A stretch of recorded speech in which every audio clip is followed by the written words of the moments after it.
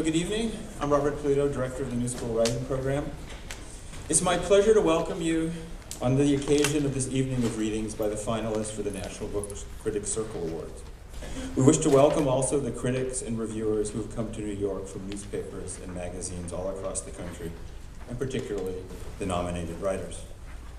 As T.S. Eliot famously, if optimistically, wrote, quote, "There is no competition. There is only the fight to recover what has been lost and found and lost again and again." Eliot may not have been anticipating a group reading like this on the eve of a distinguished award ceremony. So I wonder if before we even start, we can ask all the nominees to stand and signal our admiration of them.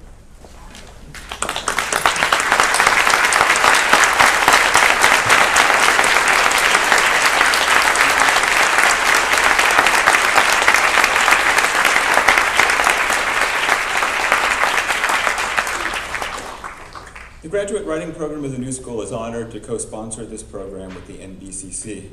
I remind you that the National Book Critics Circle Awards are the only literary honors I know of that are bestowed by practicing critics and reviewers. In one of my favorite observations on criticism, the great American film critic and painter Manny Farrar once said, "Criticism is very important and difficult. I can't think of a better thing for a person to do." The National Book Critics Circle Awards return literary prizes back to a conversation about literature and art, a conversation about words and sentences. The NBCC refocuses criticism as a literary discipline, a form of writing, and as a craft and an art. As Farrar also once advanced in an interview, one of the most important aspects of criticism is obvious. It's based on language and words. The desire is always to pursue. What does the word mean, or the sentence, or the paragraph, and where does it lead? As you follow language out, it becomes more and more webbed, complex. The desire is always to find the end. In any thought you put down, what you're seeking is the truth. What is the most believable fact, and where is the end? So if this is an evening of vision and great subjects, it's also an evening of cunning sentences and lines and of pursuits, webs, and forms. I think everyone who's looked closely at their lists of nominees over the past few years commends the NBCC for their boldness, their capaciousness, specifically also their internationalism. Now it's my pleasure to introduce the president of the National Book Critics Circle, Eric Banks. Eric is a former editor at Art Forum, and in 2003 he relaunched Book Forum, where he served as editor-in-chief until 2008.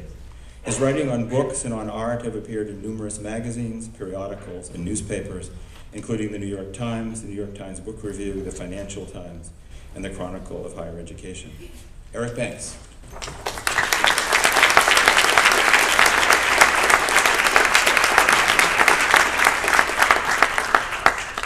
Thank you, Robert, for the kind words. Good evening. I'm Eric Banks. I'm the president of the National Book Critics Circle. And welcome to the readings by our finalists for this year's National Book Critics Circle Awards. We are honored to have join us tonight 18 authors, as well as representatives of finalists who are sadly no longer with us, Manning Marable and Ellen Willis, to read from their outstanding works in fiction, nonfiction, biography, poetry, autobiography, and criticism. We are fortunate to have represented on the stage this evening the most exemplary works published in the past year. I'd like to extend our gratitude to all the authors who have come to join us tonight. We're flattered and very excited to have you here. The National Book Critics Circle Awards were founded in 1974 out of a conversation that took place at the storied Algonquin Hotel by a group of critics who wanted to establish a set of awards given by critics themselves. Unlike other national literary awards, there would be no books nominated by publishing houses. Instead, it would be the critics themselves who would do the job. They were the ones who would nominate the titles they thought most worthy, and they were the ones who would judge those titles. That nascent group of critics did a fantastic job, honoring with the inaugural 1975 prizes E.L. Doctorow's Ragtime, John Ashbery's Self-Portrait in a Convex Mirror, R.W.B. Lewis's Edith Wharton, a biography, and Paul Fussell's The Great War in Modern Memory. It's a regular syllabus of the great works of mid-1970s American letters. In the 37 years since those first awards, the NBCC has grown to include some 600 member critics and editors of book reviews from across the country. And the number of judging categories has expanded from 4 to 6. We also have added 2 honors to show our appreciation of individual critics and distinguished institutions. Each year, the Nona Balakian Citation for Excellence in Reviewing honors a member of the NBCC for exemplary work. This year, the recipient is Catherine Schultz. And the Ivan Sandroff Lifetime Achievement Award is given for a body of work that has shaped and maintained literary and critical culture. The Sandroff Award will, like the Balakian Citation, be presented tomorrow night at our awards ceremony, and it will be presented to Robert Silvers of the New York Review of Books. The various activities, panels, and events that the NBCC today sponsors have also grown far beyond what the Algonquinians might have had in mind.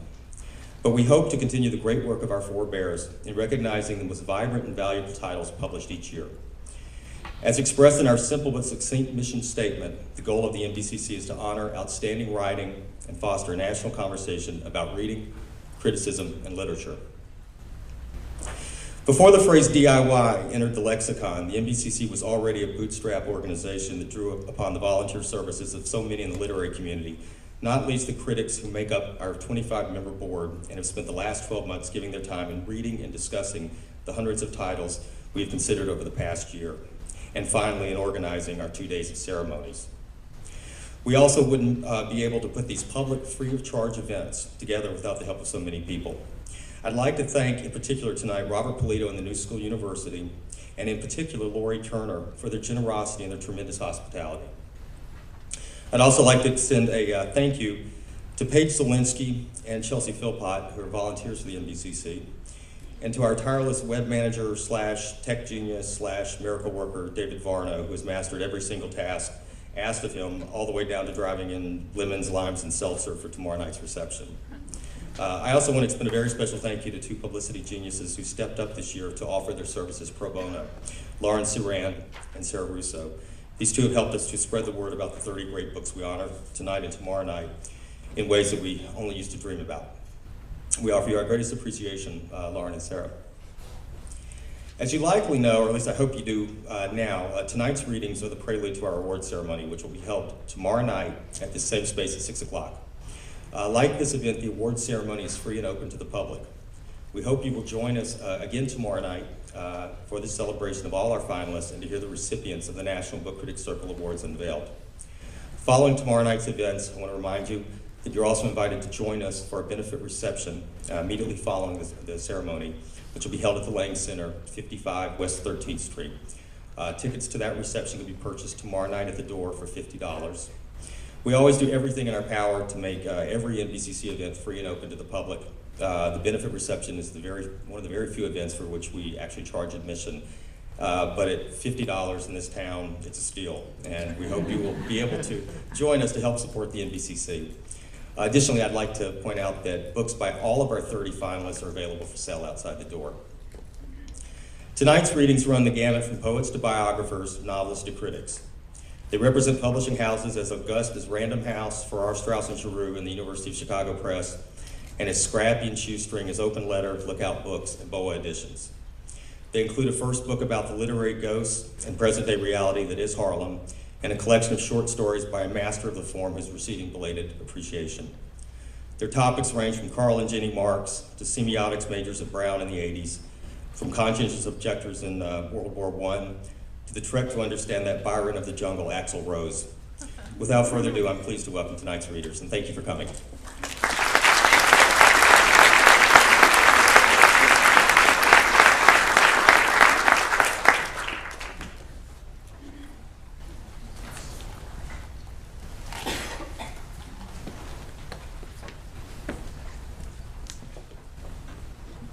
Hi, I'm John Sullivan.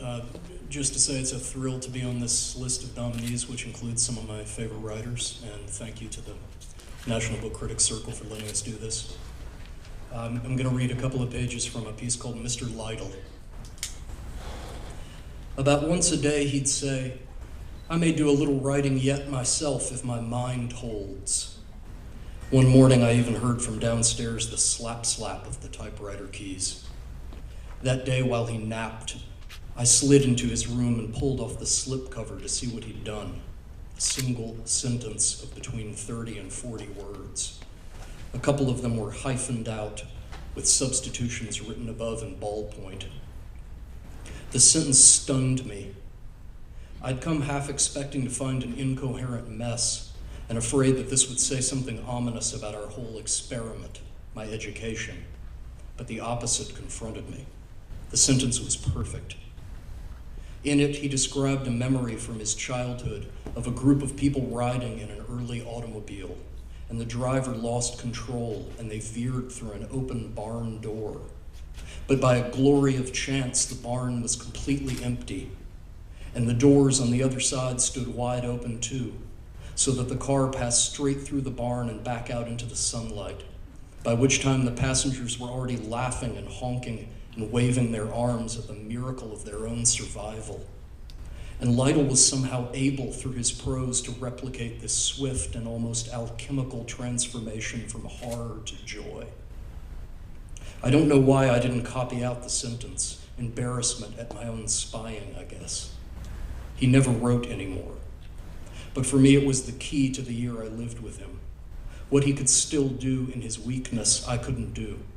I started listening harder, even when he bored me. His hair was sparse and mercury silver. He wore a tweed jacket every day, and around his neck a gold-handled toothpick hewn from a raccoon's sharpened bone penis. I put his glasses onto my own face once, and my hands, held just at arm's length, became big beige blobs. There was a thing on his forehead, a cyst, I assume, that had gotten out of control. It was about the size and shape of a bisected ping pong ball. His doctor had offered to remove it several times, but Lytle treated it as a conversation piece. Vanity has no claim on me, he said. Yet he wore a gray fedora with a bluebird's feather in the band.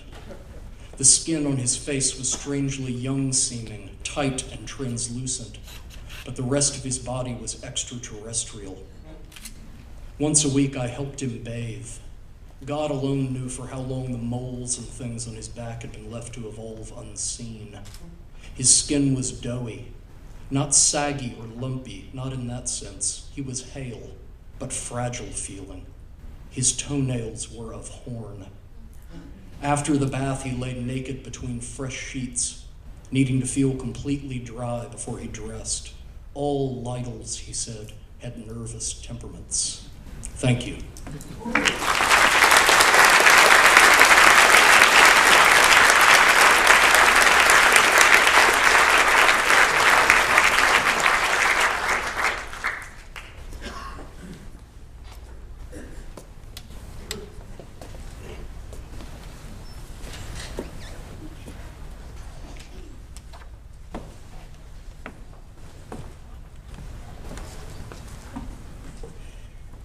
Thank you very much for having me here this evening. People often ask me why I wrote about Britain in the Civil War. And I explain, it's all because of Skittles. You see, Skittles was the incredibly expensive mistress of the Marquis of Hartington. And he was one of the richest and certainly one of the most powerful politicians in England. But he soon realised that if he carried on with Skittles, he was going to go broke. So one day, without telling anyone, he packed his bags and fled to New York. And he booked himself into the Fifth Avenue Hotel, just here actually, although it's long gone. And he was there for about 2 weeks, and he thought he was safe, when suddenly, at midnight, there was a knock on his door. And it was Skittles. She'd found him. So he told her that he was absolutely delighted that she'd found him. Delighted! And it had been a terrible misunderstanding. And if she would just go to her room and wait until morning, they would have breakfast and he would explain everything. So she went back to her room and he packed his bags and went to the train station and took the first train to Washington. And when he got there, he booked himself in to Willard's Hotel, anonymously. And he was there for about a week. He didn't dare go out. He didn't even sample its famous cocktails. And he began to think he was safe when, at about 3 in the afternoon, there was a knock on his door. And it was Skittles. She found him. So obviously he was delighted that she found him. It had been a terrible misunderstanding. And if she would only return to her room and get dressed for dinner, he would explain everything. So she went back to her room, and in the meantime, Hartington and a friend rented a canoe, and they went down to the River Potomac and paddled their way across to Virginia, because it was 1862, and Hartington reckoned that even if Skittles had the powers of a bloodhound, it was unlikely that she'd be able to talk her way past the federal pickets. And he was right. But when he got to Richmond, something even more powerful than Skittles got hold of him, and that was Southern charm. And this man's liberal politician who had arrived in America pro-Northern ended up leaving the South completely pro-Confederate, pro-Southern. And since he was the Under-Secretary of War, this was an amazing turnaround, and he became the unofficial spokesman for the Confederate cause in Parliament. But the irony is that his brother, Lord Frederick Cavendish, had also gone out to America just before him, and he had also toured the North and toured the South, and he had come back still pro-Northern. And the two brothers fell out over the meaning and the causes of the war. Lord Frederick said that the war was about the right of individuals to be free. Lord Hartington said the war was about the right of nations to be free. And here I realized we had, in the micro, the same arguments and divisions that were taking place in America in the macro.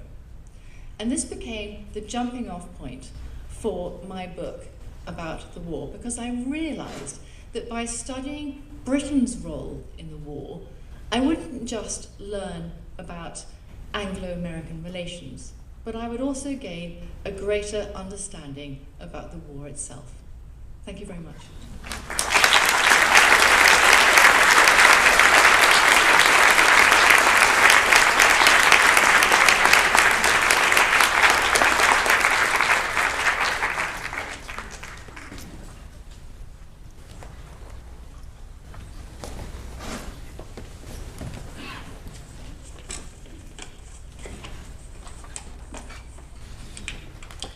Hi, I'm Adam Hochschild, and I'm going to read from the beginning of my book. An early autumn bite is in the air as a gold-tinged late afternoon falls over the rolling countryside of northern France. Where the land dips between gentle rises, it is already in shadow. Dotting the fields are machine-packed rolls, high as a person's head, of the year's final hay crop. Up a low hill, a grove of trees screens the evidence of another kind of harvest, reaped on this spot nearly a century ago. Each gravestone in the small cemetery has a name, rank, and serial number. 162 have crosses, and one has a Star of David. When known, a man's age is engraved on the stone as well. 19, 22, 23, 26, 34, 21, 20. 10 of the graves simply say, a soldier of the Great War, known unto God. Almost all the dead are from Britain's Devonshire Regiment, the date on their gravestones, July 1st, 1916, the first day of the Battle of the Somme. Most were casualties of a single German machine gun several hundred yards from this spot, and were buried here in a section of the front line trench they had climbed out of that morning. Captain Duncan Martin, 30, a company commander and an artist in civilian life, had made a clay model of the battlefield across which the British planned to attack. He predicted to his fellow officers the exact place at which he and his men would come under fire from the nearby German machine gun as they emerged onto an exposed hillside. He too is buried here, one of some 21,000 British soldiers killed or fatally wounded on the day of greatest bloodshed in the history of their country's military, before or since. On a stone plaque next to the graves are the words this regiment's survivors carved on a wooden sign when they buried their dead. The Devonshires held this trench, the Devonshires hold it still. The comments in the cemetery's visitors book are almost all from England: Bournemouth, London, Hampshire, Devon. Paid our respects to 3 of our townsfolk. Sleep on, boys. Thanks, lad. Great uncle, thanks. Rest in peace. Why does it bring a lump to the throat to see words like sleep, rest, sacrifice, when my very reason for being here is the belief that this war was needless folly and madness? Only one visitor strikes a different note in the visitor's book: never again. Thank you.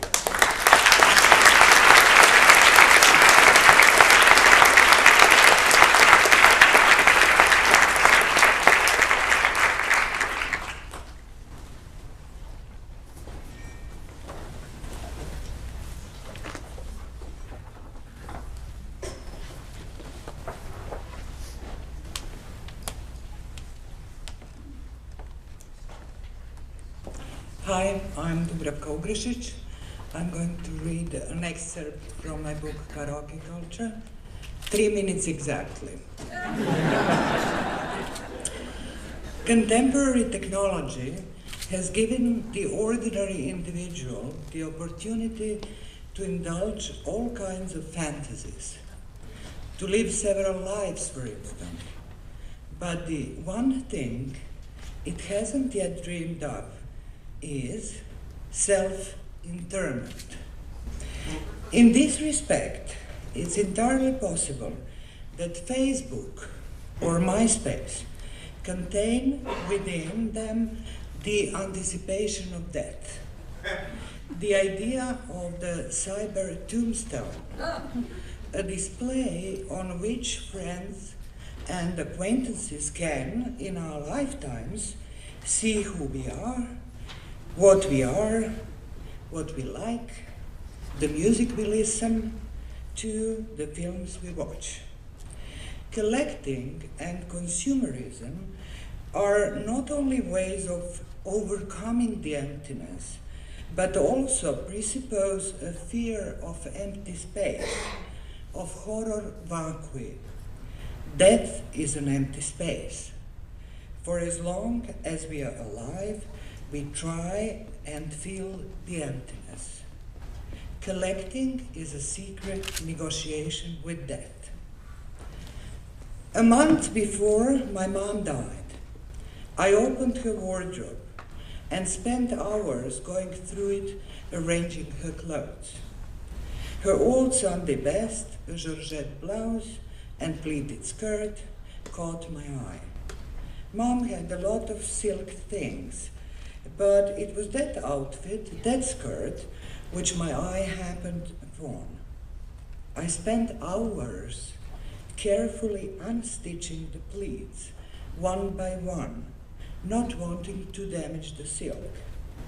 I cut the fabric into usable pieces, and then, almost in fear that someone might see me, took the scraps to a seamstress and asked if she could make me something. The seamstress protested that there was little to be salvaged from the assorted scraps, but she kept it and told me to come back in a few days. Mom died a month later. The silk is still at the seamstress's. I don't know why I did it. Maybe in mutilating her clothes, I wanted to end her life. Or maybe it was the opposite. Maybe I was trying to postpone her death. Maybe I was trying to slip into her skin to make the pain more bearable for her. Maybe her clothes were supposed to be a kind of amulet, a magic shirt to protect me from evil spirits. Maybe, anticipating what was to come, I was taking a small piece of her body in my mouth, as was done by primitive tribes, where women had to ritually eat a piece of deceased flesh in order in order that his or her spirit remain within the tribe, is simply the flip side of collecting, of the fear of emptiness. In all its manifestations, karaoke culture unites narcissism, exhibitionism, and the neurotic need for the individual to inscribe him or herself on the indifferent surface of the world, irrespective of whether the discontented individual uses the bark of a tree, his or her body, the internet, photography, an act of vandalism, murder, or art. In the roots of this culture, however, lies a more serious motive: fear of death. From the surface of karaoke culture shimmers the mask of death. Thank you.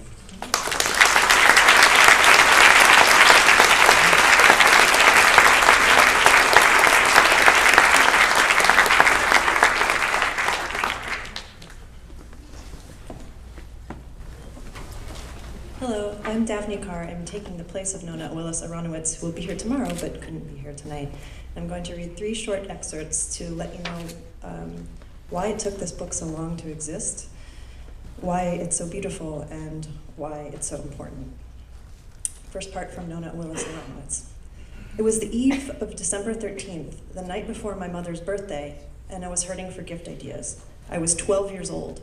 Tower Records and I were neighbors in the village in New York City. Clutching my allowance money, I ventured inside, hoping to find a good addition to my mom's meager CD collection. It was 1996, CDs were still relatively new then.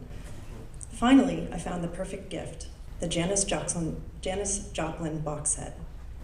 I'd grown up with the sound of Janis's soulful wheeze, and amid the ceiling-high stacks of records at my house, my mom still kept hers in constant rotation. It was obvious that she felt a special connection to Janis, that they even had the same hair. She was going to love the set. The next day, my mom gently dropped a bomb. Not only did she already own the collection, but she had written the liner notes for it. When I became outraged, she shrugged. I didn't make a career out of rock criticism, she said to me with her characteristic, matter-of-fact modesty. I was interested in writing about rock and roll as an expression of the radical culture and political force. To be honest, it became divorced from all those things for me in the 80s. I moved on to feminism and politics. Dropping you in mid. Meanwhile, back on St. Mark's Place, Woodstock was rapidly evolving to become this year's thing to do. A Woodstock special issue in the underground weekly Rat, published the week before the festival, featured a page on survival advice that began, quote, "The call had been put out across the country for hundreds of thousands to attend the 3-day orgy of music and dope and communal experience," end quote. I left for Bethel with the same spirit I had gone to Chicago at the time of the Democratic Convention with. I was emotionally prepared for the breakdown in services and a major riot. If I enjoyed the festival, that would be incidental to participating in a historical event. The actual number of people who showed up was a surprise. The only other real surprise was that there was no riot. The extra numbers could not excuse the flimsiness of the water pipes. They broke down almost immediately. The paucity of latrines, about 800 for an expected 200,000 people, and garbage cans, or the makeshift medical facilities. The press tent had to be converted into a hospital. One kid reportedly died of a burst appendix, an incident that in 1969 should at least inspire some questions. Although it is possible that the fair lost money, many knowledgeable people are inclined to doubt that the loss was anywhere near that of the $500,000 Woodstock Ventures is claiming.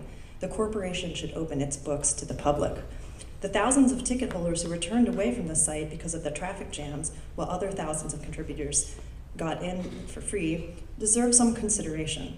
So far, the management has said nothing about refunds, and there's been talk of setting up a group suit to demand the money. One complication is that since no tickets were collected, there's no way of distinguishing those who made it in from those who didn't. But rumor has it that the state may sidestep this problem by suing the producers on the grounds that they had no serious intention of taking tickets at the fairgrounds. If the festival succeeded in spite of the gross ineptitude of its masterminds, it is mostly because 300,000 or more young people were determined to have a good time, no matter what. And the first part of this, which is called the Cultural Revolution, saved from drowning. You have to give, this is the first paragraph. You have to give the producers of the Woodstock Music and Art Fair this much credit. They are pulling off a great public relations coup. They have apparently succeeded in creating the impression that the crisis in Bethel was a capricious natural disaster rather than the product of human incompetence, that the huge turnout was completely unexpected and in fact could not have been foreseen by reasonable men, and that they have lost $1 million in the process of being good guys who did everything possible to transform the incipient fiasco into a groovy weekend.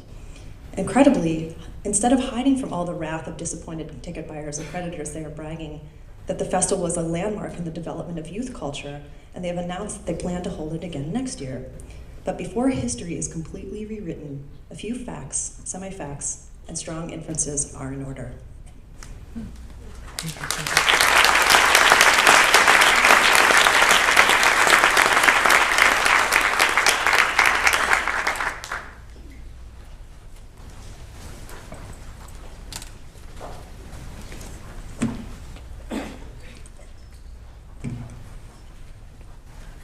Thank you for inviting me.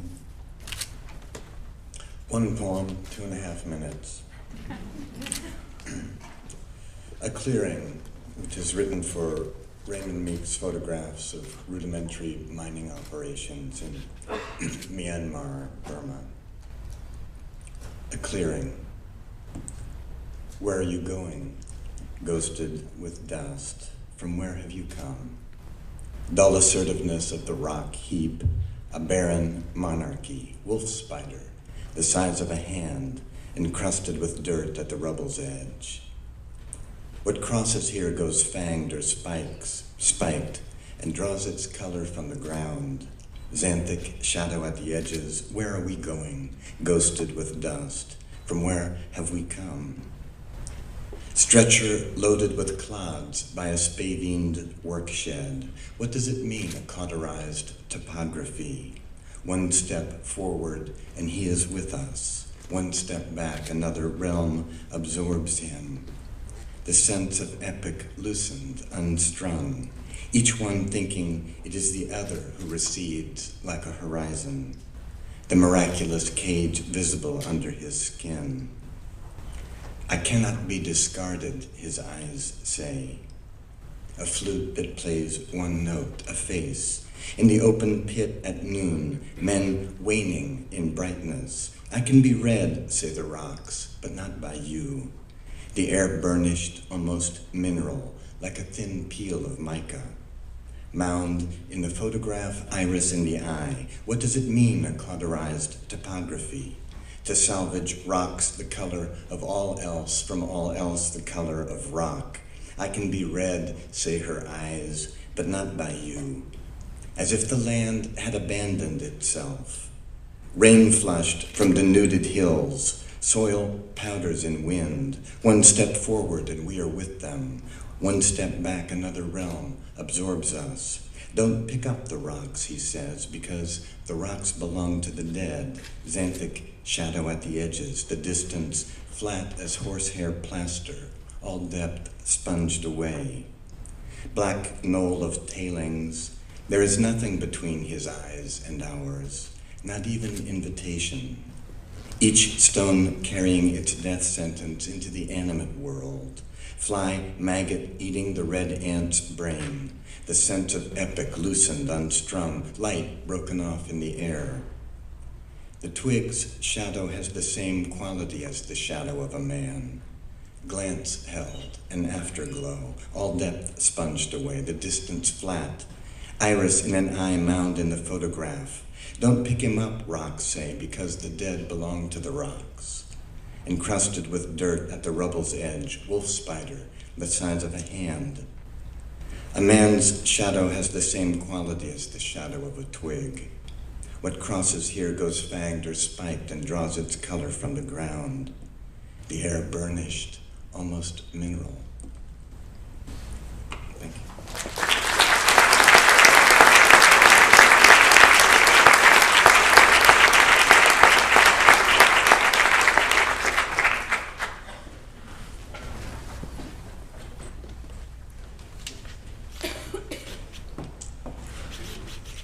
Hi, my name is Aracelis Girmay, and I'm very happy to be here. Thank you for having me. This poem is called Dear Minnie, Dear Miss, for Minnie Ripperton and Miss Lucille Clifton.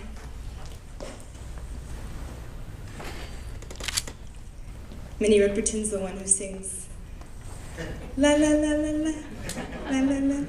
And Miss Lucille Clifton, the great poet. This earth of the dagger-toothed and hawks, whose names we know, taking bones for diamonds, full of hair and snakes, earth eating you slowly below the sound of gold horns, this earth with a jaw in its hand, brown chariot take you home, earth chew you up with the quiet work of animals and trees. Underworld churning you through the dark engines of its appetite, this earth we opened up and buried you in, our treasure. We miss you with all life. This night we think we will never close again. We are pinned open like a scientist's moths to leave you there dressed in a box and earth around you. This box earth, coffin earth, teeth earth, eat your chest through, laced by the wrangle of beetles and worms and ants who carry your bright pieces like market cloth over their heads to feed you to the queen in the deeper corridors of mysteries and dirt. Trust the queen is you. Trust the mud is you, and the soft silver afro of the dandelion. Trust the grass whistle might be your speech, high as the whistle of the whale. Trust we'll know your shape, whatever species in you answers, when we put our faces to the dirt and call you by your old and human name. Thank you.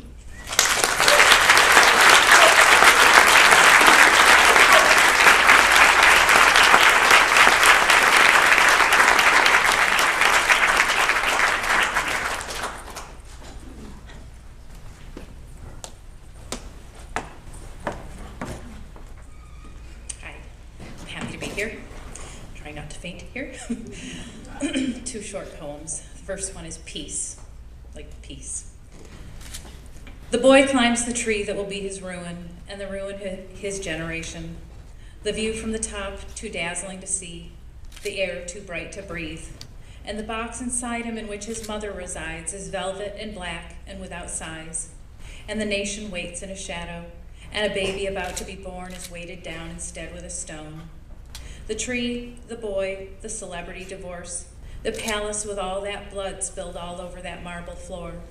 At the library again today, as at the car dealership and the grocery store, no one says a word about the war. At the public pool.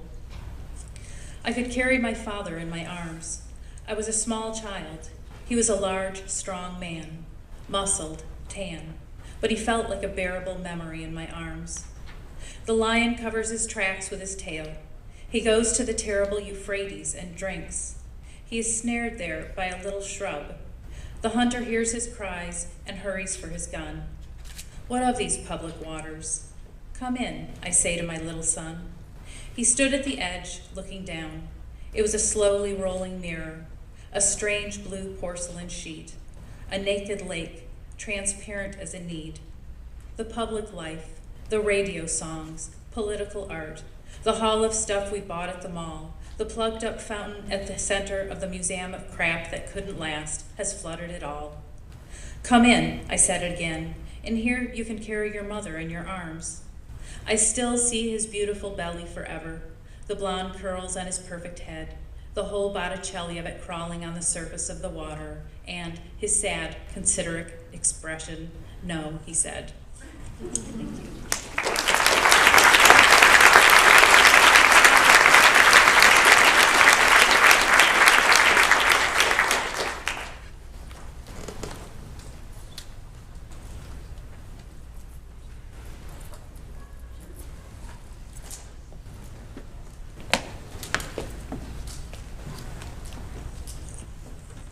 My name is Yusuf Komunyakaa. It's an honor to be here. How it is. My muse is holding me prisoner. She refuses to give back my shadow. Anything that clings to a stone or a tree to keep me here. I recite dead poets to her, and their words heal the cold air. I feed her fat, sweet, juicy grapes and melons, holding a tropical sound inside them. From here, I see only the river. The blue heron dives and always rises with a bright fish in its beak, dangling a grace note. She leans over and whispers, someday I'll find some way to make you cry. What are her three beautiful faces telling me? I peeled her an orange. Each slice bleeds open a sigh. Honeydew perfumes and even a black lace and torch songs. And I bow down inside myself and walk on my hands and knees to break our embrace, but can't escape. I think she knows I could free myself of the thin gold chain, invisible around her waist. But if she left the door open, I'd still be standing here in her ravenous light. Her touch is alchemical. When she questions my love, I serve her robin's eggs on a blue plate. She looks me in the eye and says, you still can't go. Somehow, I'd forgotten I'm her prisoner. But I glance over at the big rock wedged against the back door. I think she knows. With her kisses in my mouth, I could walk on water.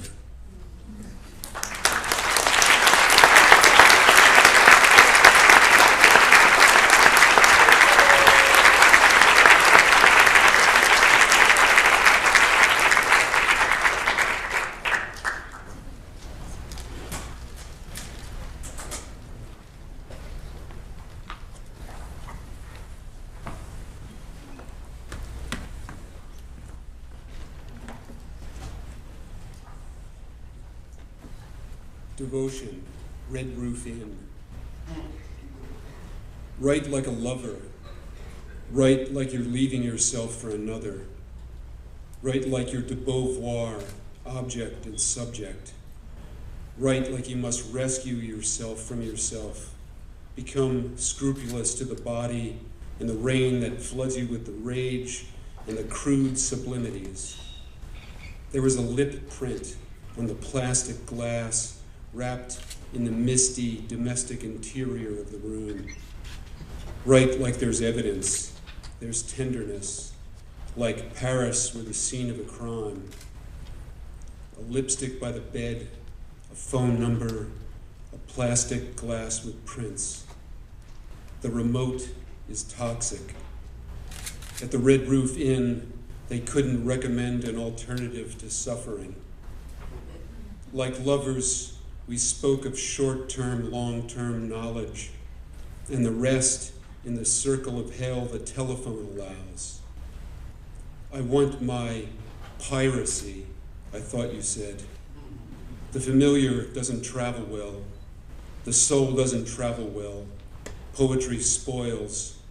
Write like your Mingus. Write like the evidence vanishes. Inflammable walls between devoted ghosts. Smoke and the convention of the fourth wall pulled down. Drama majors, drum majors next door. The all-night opera with starling sounds. The Red Roof Inn hath me in thrall. The highway sounds like the sea in storm. Pirates with their perishable cargoes. Their ship goes down. The soul doesn't travel well. Write like the ship goes down with your belongings. Write like you're in thrall. We're blown around like Paula and Francesca, lovers, carnal, windy starlings misled by the sublime, the binge and purge of the book and the body. I'm wildly attracted to you winter and fall when I fly the migration routes from Corpus Christi to St. Paul. Or is that summer? I do not travel well. I travel like a lover, boy king or saboteur, stormed by the fluids of the body. I'm wildly attracted to your feathers, your lip and book. My greatest vows are in the getting out. I kneel to look under the bed for belongings. I've pirated myself. Thank you for the chance to fly, the leaving. Thank you for the soft pink tissue, your cargo of ghosts. The telephone is toxic. The body's a rumor. The leaf blower in the opera is over the top. Thank you for the brimming. Thanks for the speech acts in action, the alternative to suffering. Sorry for the hoarse sobs. I'm wild about the red noise of the traffic, the holy wars of the starlings. Flying back, all the songs are of glistening. Flying black, the passenger in 5D is unwilling to rescue others, unwilling to rescue himself. Write like you've lost your belongings. Thanks.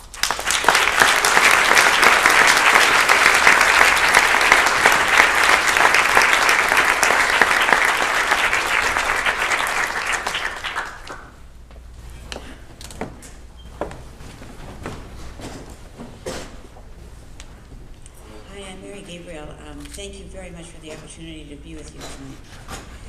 I'm going to read from the beginning of my book, Love and Capital. In the impenetrable fog, they appeared as ghosts. Haunting the doors and alleyways along Soho's Dean Street, they had come to London by the tens of thousands, Queen Victoria's London, the richest city in the world. Generous, liberal, it had signaled like a beacon in the black and roiling North Sea waters, offering sanctuary to the unfortunate and the friendless. The earliest among them had been the Irish, fleeing poverty and famine.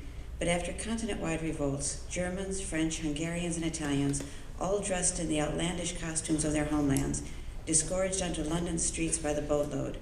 These were political refugees, on the run after failed attempts to topple monarchs and win the most basic freedoms. Now, in the lashing rain and bitter cold, the very notion of battling for one's rights would have seemed preposterous. The beacon that was London had proved a mirage. The city had opened its doors but offered them nothing. They were starving. In a two-room attic 3 stories above Dean Street, an obscure 33-year-old Prussian exile sat busily declaring war on the very system that condemned those below to their wretched existence.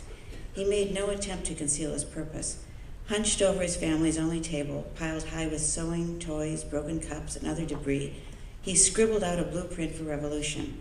He was oblivious to the domestic hubbub around him, or the children who, having made his bulky figure part of their game, clambered up his back. In this room in Soho, cigar clenched in his teeth, Karl Marx plotted the overthrow of kings and capitalists. Marx's revolution would not be the kind he mocked as beer-house bluster, advocated by emigres and secret societies where they divided the spoils of a war won in their imaginations. No, his revolution would be rooted in the basic premise that one man did not have the right to exploit another, and that history moved in such a way that the exploited masses would one day triumph. But Marx fully understood that those masses did not even recognize themselves as having a political voice, much less power. They also had no conception of how the economic or political system worked. Marx was convinced that if he could describe the historical path that led to conditions in the mid-19th century, and thus reveal the mysteries of capitalism, he would provide a theoretical foundation on which to build a new, classless society. In the meantime, his own family would have to sacrifice. Until he finished his book, Das Kapital, they would have to do without. In fact, Marx's young family was already well acquainted with want. The distance between the Marxes and those less fortunate on the street was much less than the 3 stories that separated them. paupers' coffins in the very rooms where the other children ate and played. His wife Jenny, a Prussian baron's daughter celebrated for her beauty, was reduced to pawning the family's belongings, from silver to shoes, to pay off creditors who hammered relentlessly at their door. Marx assured Jenny that she and the children would not have to endure such suffering forever. Once his book was published, they would be flush, and the world would thank them for their selflessness. However, when Kapital was published, far from sparking the revolt of the working man, it barely caused a ripple. The Marx family sacrificed everything for that ignored masterwork. In the end, all the family owned, all it would ever own, were Marx's ideas, which for most of their lives existed solely as a storm brewing inside his turbulent brain, and which almost no one else acknowledged or even understood. Yet as improbable as it might have seemed during those years of hunger, Marx did what he set out to do. He changed the world.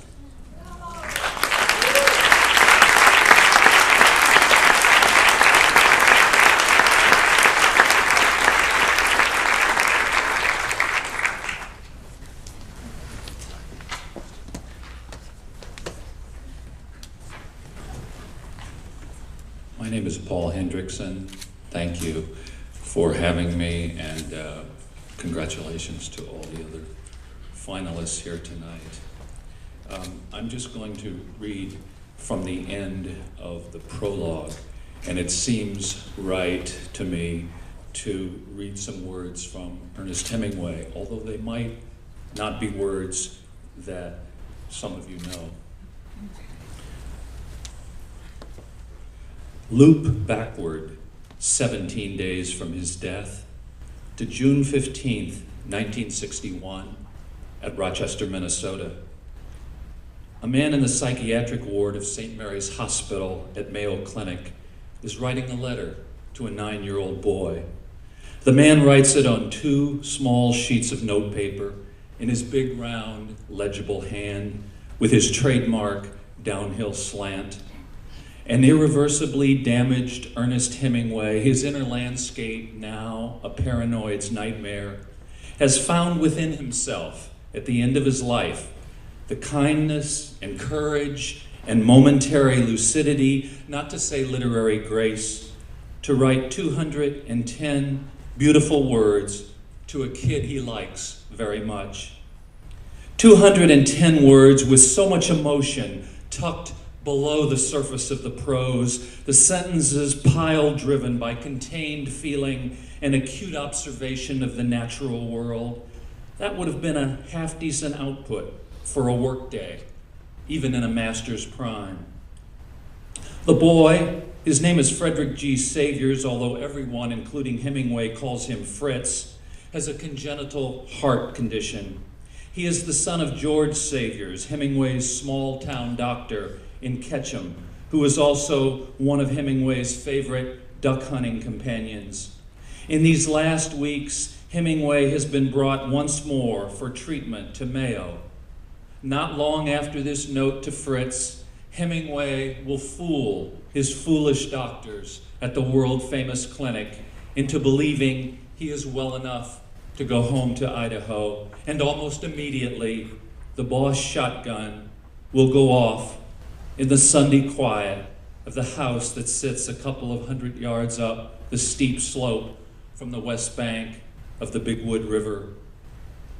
The patient on the locked ward at St. Mary's has just learned that Dr. Savior's son is in a Denver hospital. In Idaho, Hemingway and Fritz's father liked talking about the Yankees and rainbow trout. But none of that will ever be the same again. St. Mary's Hospital, Rochester, Minnesota, June 15th, 1961. Dear Fritz, I was terribly sorry to hear this morning in a note from your father that you were laid up in Denver for a few days more, and speed off this note to tell you how much I hope you'll be feeling better. It's been very hot and muggy here in Rochester, but the last 2 days it has turned cool and lovely, with the nights wonderful for sleeping. The country is beautiful around here, and I've had a chance to see some wonderful country along the Mississippi where they used to drive the logs in the old lumbering days, and the trails where the pioneers came north. Saw some good bass jumping in the river. I never knew anything about the upper Mississippi before, and it is really a very beautiful country, and there are plenty of pheasants and ducks in the fall, but not as many as in Idaho, and I hope we'll both be back there shortly and can joke about our hospital experiences together. Best always to you, old-timer, from your good friend who misses you very much, Mr. Papa. P.S. Best to all the family, and feeling fine and very cheerful about things in general, and hope to see you all soon. Papa. No one knows for sure, but these seem to be the last real sentences Ernest Hemingway set down on paper. Amid so much ruin, still the beauty. Thank you very much.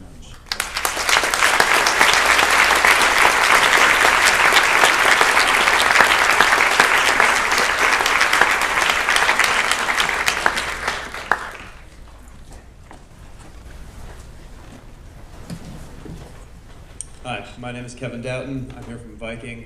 Manning Marable passed away on April 1st, 2011, 3 days before his biography of Malcolm X was published. I'm honored to be reading on his behalf. The events in this passage happened 50 years ago next month. Malcolm may have publicly commanded his followers to obey the law, but this did little to lessen suspicion of the Nation of Islam by law enforcement in major cities. Nowhere did tensions run hotter than in Los Angeles, where Malcolm had established Mosque Number 27 in 1957. After a series of skirmishes between police and local nation members, the LAPD was primed for retaliation.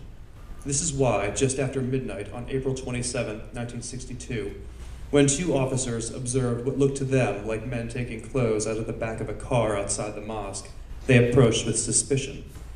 What happened next is a matter of dispute, yet whether police were jumped, as they claimed, or the Muslim men were shoved and beaten without provocation, as seems likely, the commotion brought a stream of angry Muslims out of the mosque. Backup squad cars soon arrived, ferrying more than 70 officers, and a full-scale battle ensued.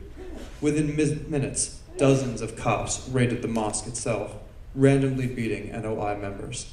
It took 15 minutes for the fighting to die down. In the end, 7 Muslims were shot. NOI officer Ronald Stokes, a Korean War veteran, had attempted to surrender to the police by raising his hands over his head. Police responded by shooting him from the rear. A bullet pierced his heart, killing him. A coroner's inquest determined that Stokes' death was justifiable. News of the raid shattered Malcolm. He wept for the reliable and trustworthy Stokes, whom he had known well. The desecration of the mosque and the violence brought upon its members pushed Malcolm to a dark place. He was finally ready for the nation to throw a punch. Malcolm told the men of New York's Mosque Number 7 that the time had come for retribution, an eye for an eye, and he began to recruit members for an assassination team to target LAPD officers. One member who attended one of these meetings recalled him in a rage, shouting to the assembled men, "What are you here for? What the hell are you here for?" As Louis Farrakhan related, Brother Malcolm had a gangster-like past, and coming into the nation, he had tremendous sway over men that came out of the street with gangster leanings.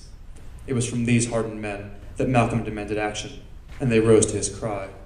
Mosque Number 7 intended to, quote, "send somebody to Los Angeles to kill the police, just as sure as God made green apples," said one member. Brothers volunteered for it. As he made plans to bring his killers to Los Angeles, Malcolm sought the approval of nation leader Elijah Muhammad in what he assumed would be a formality. The time had come for action, and surely Muhammad would see the necessity in summoning the nation's strength to the battle. But Muhammad denied him. "Brother, you don't go to war over provocation," he told Malcolm. He ordered the nation's men to stand down. Malcolm was stunned. He acquiesced, but with bitter disappointment. Yet the matter was far from resolved. If Malcolm could not kill the officers involved, he was determined that both the police and the political establishment in Los Angeles should be forced to acknowledge their responsibility. The only way to accomplish this, he believed, was for the NOI to work with civil rights organizations, local black politicians, and religious groups. He threw himself into organizing a black united front against the police in Southern California, but once more Elijah Muhammad stepped in, ordering his stubborn lieutenant to halt all efforts. "Brothers, stay where I put you," ran his edict, "because the civil rights organizations have no place to go. Hold your position." Some of Malcolm's closest associates were persuaded that Elijah Muhammad had made the correct decision, at least on the issue of retaliation. One would later declare, "Mr. Muhammad said all in good time, and he was right. The police were ready. It would have been a trap." But Malcolm himself was humiliated by the NOI's failure to defend its own members. Everything that he had experienced over the previous years, from mobilizing thousands in the street around Johnson X. Hinton's beating in 1957, to working with A. Philip Randolph to build a local Black United Front in 1961, told him that the nation could protect its members only through joint action with civil rights organizations and other religious groups. One could not simply leave everything to Allah. Thank you.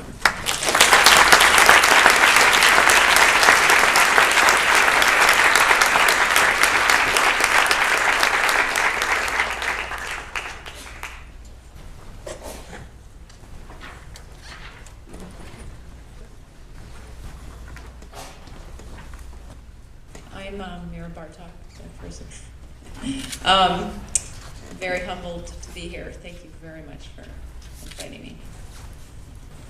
I'm going to read the prologue to my book and then a little, the end of a chapter that I'm a little child and my sister and I are small, and it's after a visit to the psych ward, visiting my mother. This is, I'll start with the prologue, called Homeless. A homeless woman, let's call her my mother for now, or yours, sits on a window ledge in late afternoon in a working class neighborhood in Cleveland, or it could be Baltimore or Detroit. She is 5 stories up, and below the ambulance is waiting, red lights flashing in the rain. The woman thinks they're the red eyes of a leopard from her dream last night.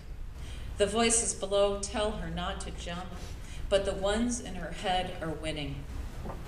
In her story, there are leopards on every corner, men with wild teeth and cat bodies, tails as long as rivers. If she opens her arms into wings, she must cross a bridge of fire, battle 4 horses and riders. I am a swan, a spindle, a falcon, a bear. The men below call up to save her, cast their nets to lure her down, but she knows she cannot reach the garden without the distant journey. She opens her arms to enter the land of birds and fire. I will become wind, bone, blood, and memory. And the red eyes below are amazed to see just how perilously she balances on the ledge, like a leaf or a delicate lock of hair.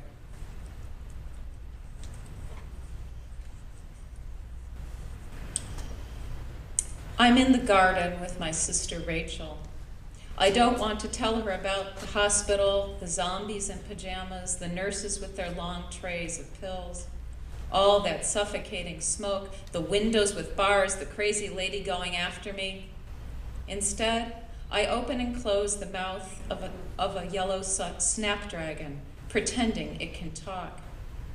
We are putting on a play using snapdragons as characters.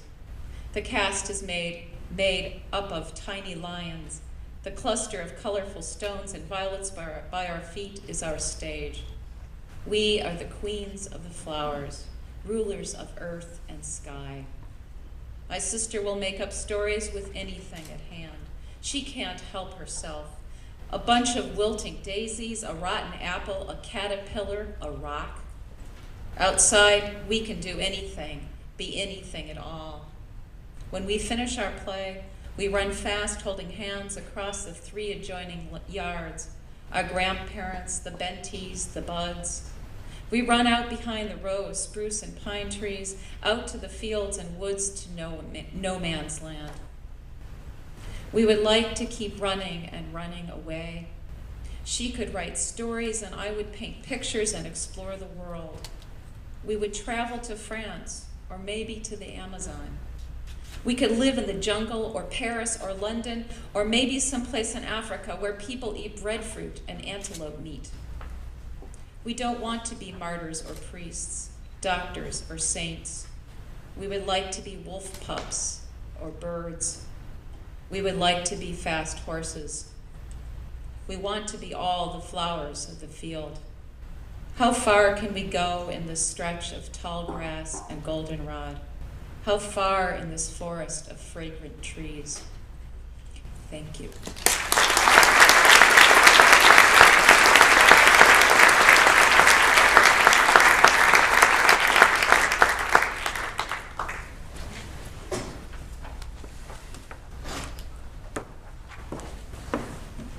Good evening. I'm very glad to be here tonight. Thank you. I greet my neighbors in the street. I come from a place where you speak to people when they cross your path, stranger or friend. I had to learn the particular greeting common to this place, as I have done in other places. On the streets of the Faubourg Girmay in New Orleans, there is a luscious formality. One says, good morning, and good afternoon, and good evening. Your salutation is a sundial that tells the time of day. Walking country footpaths in England, I learned to proclaim, all right, cheerfully, authoritatively even. It is at once a query and a declaration, but there's never enough of a pause to discover if things are, in fact, all right. Here, I learned a greeting more familiar, almost intimate. You say, how you feel, or how you feeling. The question seeks out the inner state. Said in a certain languorous tone, it leads one to pause on the street, exchanging minor confidences. It is not a question from which you can rush away. There are other manners of speaking that are not so easy to adopt. For instance, when a person refers to the street toward which they are walking, or the street where they have just been, or a place where a third party can be found. Should any of those streets be located above 110th Street, in Harlem it is customary to make a graceful abbreviation. 133rd Street would be called 33rd, 125th Street, 25th, and so on. This manner is not easy to mimic. A stranger should not try to emulate it. But a stranger to this place can take comfort in knowing that even the locals were once strangers too. Where is your home, I have often asked, or where are your people from? The answer will be someplace in Alabama or Georgia, the Carolinas or Mississippi. From asking such questions, I have come to learn the names of small towns throughout the South that I never had cause to know about or think of. Scotland Neck, North Carolina, Denmark, South Carolina, Yazoo City, Mississippi. At first, I hoped that being from a place not so far away, I'd be met with slightly less suspicion. In the course of such conversations, my tongue slides across the meridian toward those places we call home. The rhythm of speech is a password. Shared laughter sweeps you across the threshold. Crucial facts of my existence raise eyebrows and alarms. You're up here all by yourself, or you're not married yet, or you don't have any children, and you don't belong to a church. The questions I ask, where is your home? Where are your people from? Search out origins. The ones people ask me seek to establish my position in the present order. My answers reveal that I am decidedly adrift. Thank you.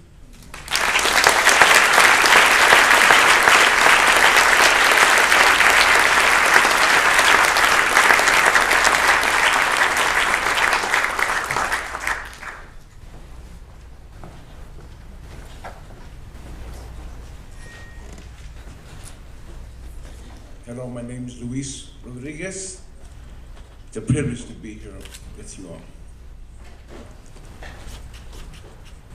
Who knows how long my father had been messing with kids. My father must have had a double life for years, even decades.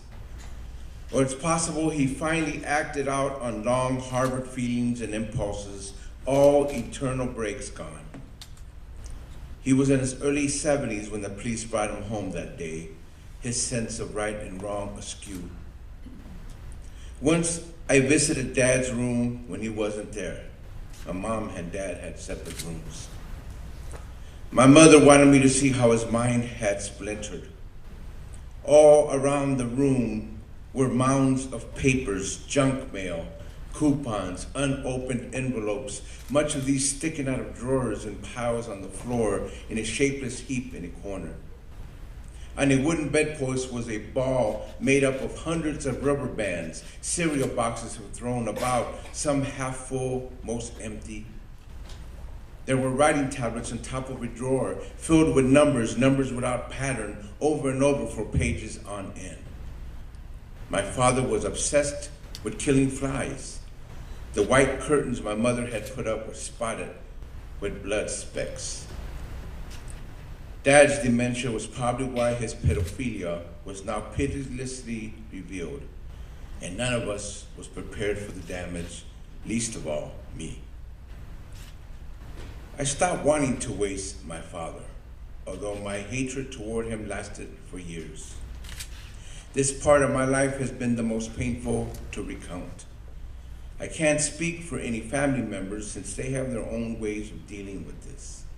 Yet I'm sure many of them would prefer this story never be shared, that the facts be buried, the incidents forgotten, the horror of living with pedophilia and other abuse pushed aside.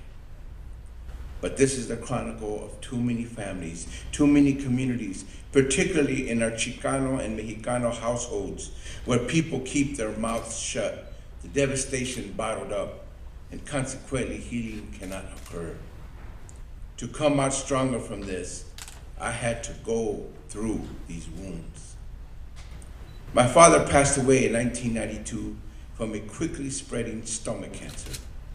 He was in his early 80s. I was in Chicago at the time. I told my mother, although not anyone else in the family, why I wouldn't come to his funeral. She seemed to understand.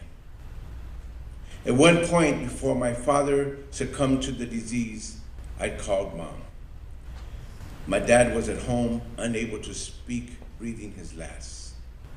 My mother requested that I say something to him, even if he couldn't respond. I didn't know what to say, although I heard his shallow breathing. All my life, I wanted another father.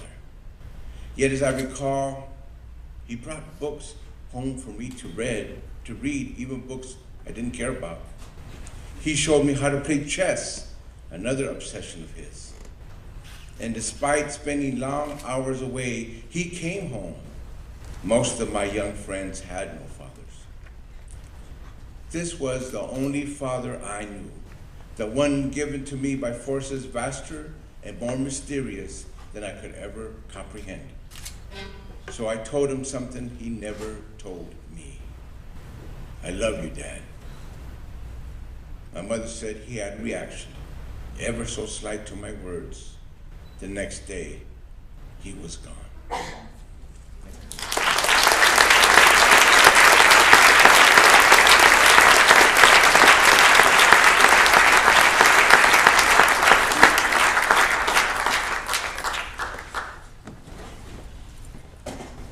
Hi, it's great to be here. This is about when I was 18. I dropped out of college with my boyfriend and went to Nicaragua to try to join the Sandinista revolution. And I'm going to read a little section from the end where there were tremendous shortages in the country because there was an embargo, and so it's a little bit about that. And it's called Peanut Butter. George and I got separate rooms. The engagement was off after all. The rooms cost $2 apiece. We split up our stuff, and George went into one room on one side of the atrium, and I went into another on the other, and that was it for a while. I lay alone in the concrete room. Days passed. One morning, I got up and went to his room, and it was empty, cleaned out. And I figured we'd broken up and he'd taken off, left me there. I went back to my room and got onto the bed. I lay there sweating for days. I didn't eat. A huge spider lived in the room, flat and fast, the size of a small plate. Now and then it came out, sat on the wall, and then scooted away. I watched for it and threw shoes its way, but didn't get it, and I lived in low-steam fear. The Internacionalistas open a little because the roof was a strip of corrugated tin and the room worked like a convection oven. One day an Internacionalista put his head into my room. "What are you doing here?" he said. "Go away, I'm sick." I wasn't sure if I was still sick, in fact. I'd felt the way I felt, sickish, for so long that I didn't know if this was illness or if this was just what I was, if this was me being normal and normal for me was sickish. "What is wrong with you?" "I don't know." He was some sort of European, the young blonde kind who speaks perfect English. "Come out," he said. "I'm tired seeing you in here." "How do you think I feel?" I said. "I walk by the same room," he said, "see the same person. I feel like I repeat myself." "That's life, buddy." He walked in and looked down at me on my bed. "Did you see a doctor? You can see the doctor here for very cheap." "You better get out of here," I said. "My boyfriend's coming back." "What boyfriend? No one comes in here." Maybe I should have been nervous at this point, but I was used to being approached by men of all ethnicities and ages, inside and outside these hostels. I just tugged my dress over my knees. I was wearing my fruit basket dress, so called because of the pictures of large dark fruits on it. I had begun wearing it every single day. One day I washed it and all the Internacionalistas in the hostel congratulated me and told me how nice I looked and said I should try a trick like that more often. "Let's go to the movies," said the guy. "There are no movies." "Sure there are movies." "You're thinking of Mexico," I said. "You're thinking of Spain." "I will take you to eat an ice cream then." He reached out to touch my leg and I kicked his hand away. "I know that place," I said. "Every day they say they have a different flavor. Some days they say chocolate, some days they say strawberry, but it's vanilla, vanilla every day." That place drove me crazy. In one place we stayed, someone had written on the wall of our room, "La vida es tan corta comer helados panillos y bailar con hombres aburridos." Life is too short to eat vanilla ice cream and dance with boring men. "Forget this town," he said. "Let's go to India. They have beautiful rugs in India. We can lie on them and look at the sky." After all these years, I still remember the thing that impressed him most about India was the rugs. I don't even know what he was talking about.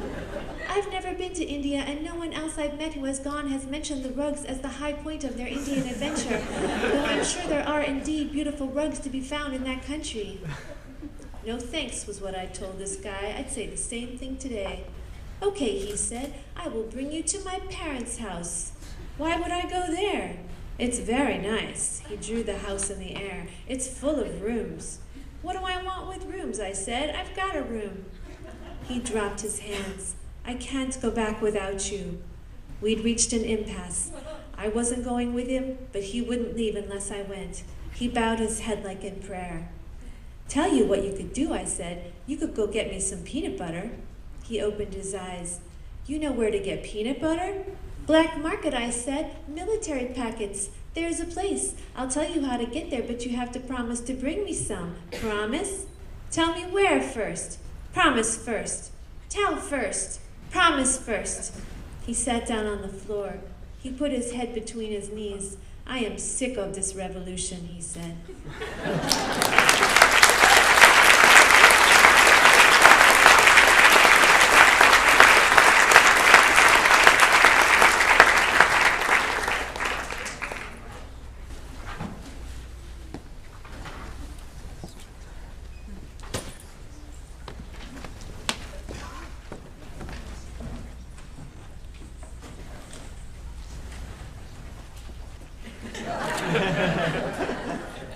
I just saw the artist and I'm practicing being silent.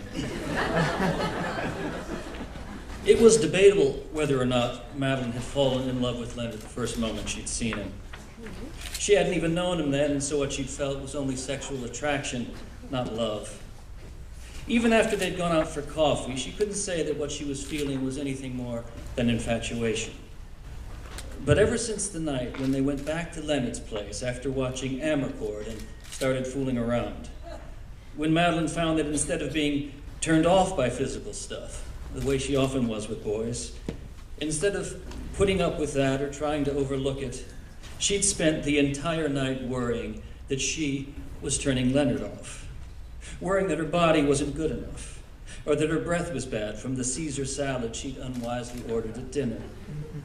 Worrying, too, about having suggested they order martinis, because of the way Leonard had sarcastically said, "Sure, martinis. We can pretend we're Salinger characters." After having had, as a consequence of all this anxiety, pretty much no sexual pleasure, despite the perfectly respectable session they put together. And after Leonard, like every guy, had immediately fallen asleep, leaving her to lie awake, stroking his head and vaguely hoping she didn't get a urinary tract infection. Madeline asked herself if the fact that she just spent the whole night worrying wasn't, in fact, a surefire sign that she was falling in love.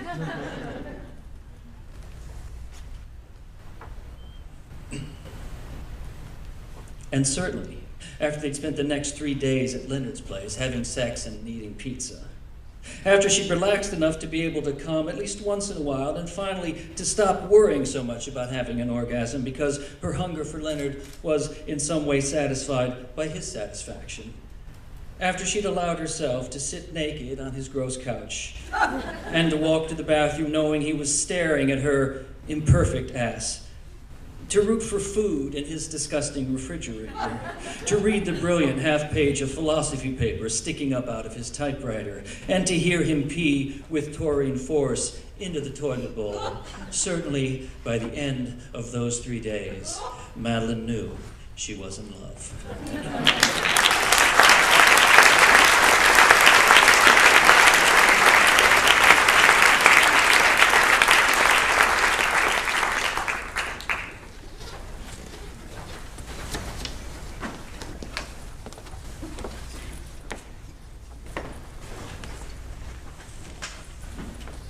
Very happy to be here.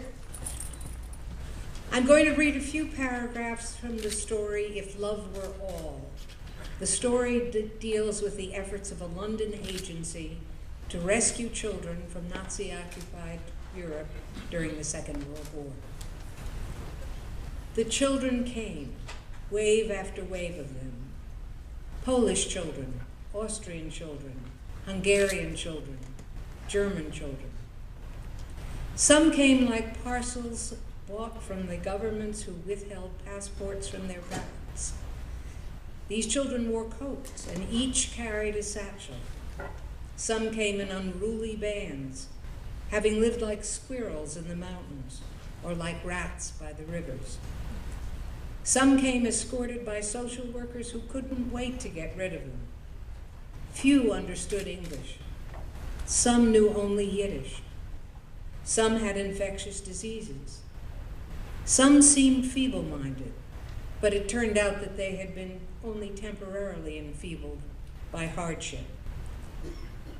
Mrs. Levenger, who directed the agencies, told each group that they were being sent to safe places. Siblings would not be separated. Their hosts would not be Jewish, but they would be kind. "I am not Jewish either," said a dark boy. "Ah, Pierre," reproved an older boy, "it's all right here." They slept for a night or two in a seedy hotel near the Waterloo station. Mrs. Levenger and Sonia, her assistant, stayed in the hotel too, intending to sleep. They were always tired, for the bombing had begun. But the women failed to sleep, for the children, not crying, they rarely cried, wandered through the halls or hid in closets smoking cigarettes or went up and down the lift. The next day, or the next day but one, Sonia and Mrs. Levenger escorted them to their quarters in the countryside and deposited them with stout farm families, these Viennese who had never seen a cow, or left them in hastily assembled orphanages staffed with elderly schoolteachers, these Berliners who had known nothing but the tender hands of nursemaids, or stashed them in a bishop's palace, these Polish children for whom Christians were the devil. The Viennese kids might have found the palace suitable. The Hungarians would have formed a vigorous troop within the orphanage. The little Poles, familiar with chickens, might have become comfortable on the farms. But the billets rarely matched the children. The organization took what it could get. Thank you.